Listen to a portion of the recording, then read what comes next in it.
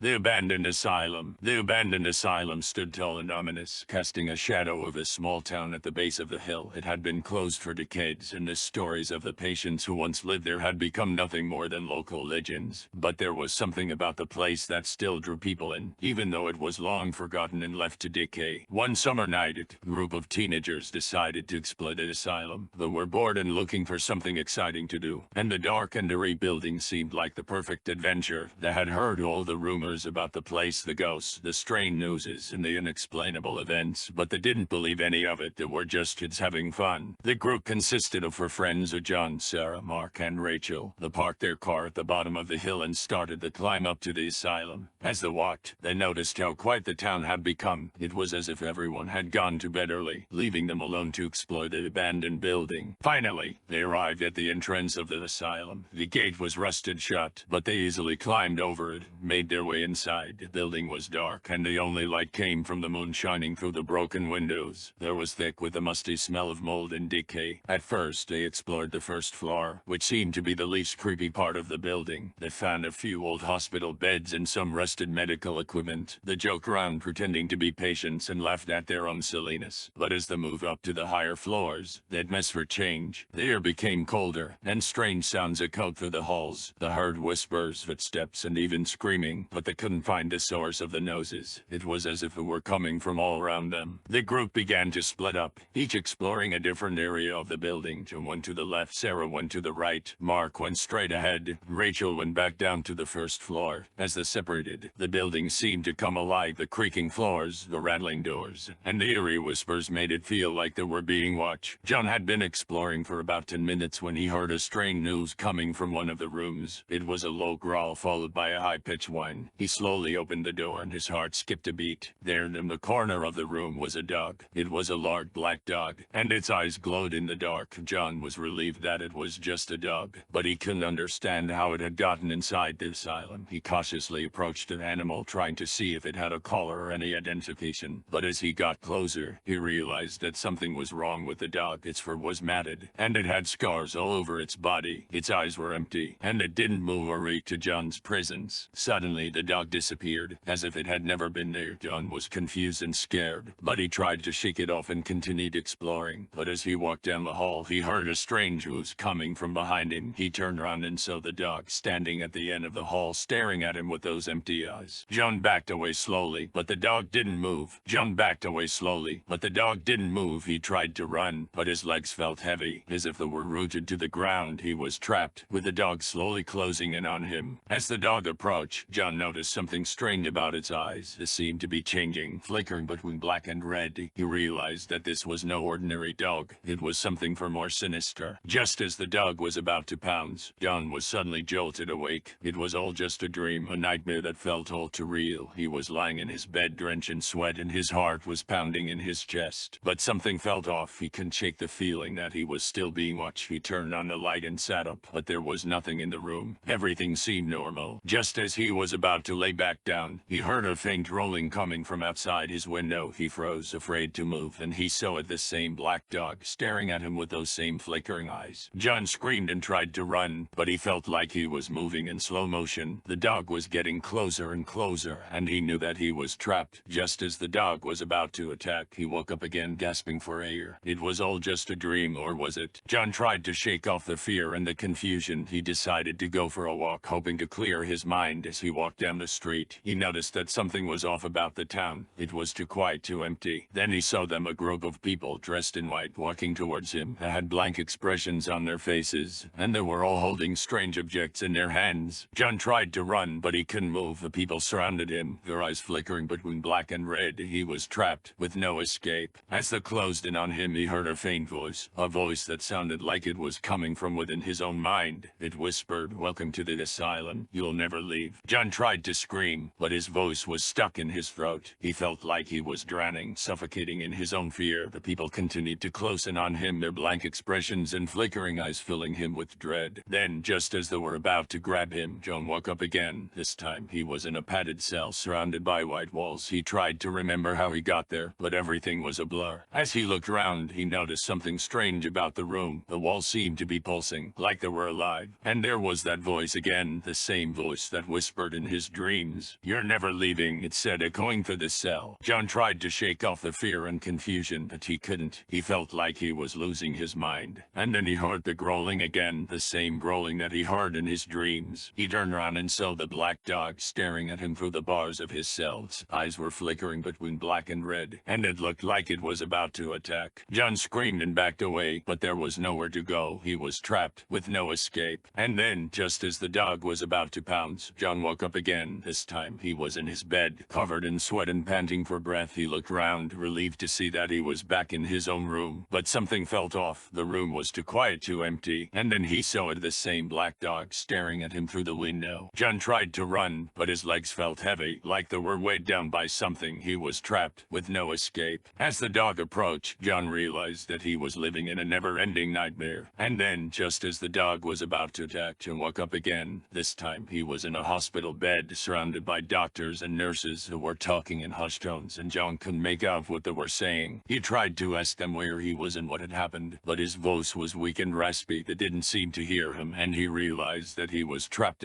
in a nightmare that he could never escape. As he drifted in and out of consciousness, John heard that voice again, the same voice that whispered in his dreams. "Welcome to the asylum," it said. "You'll never leave." And then everything went dark, and John knew that he was trapped forever, a prisoner of his own mind, doomed to relive the same horror over and over again.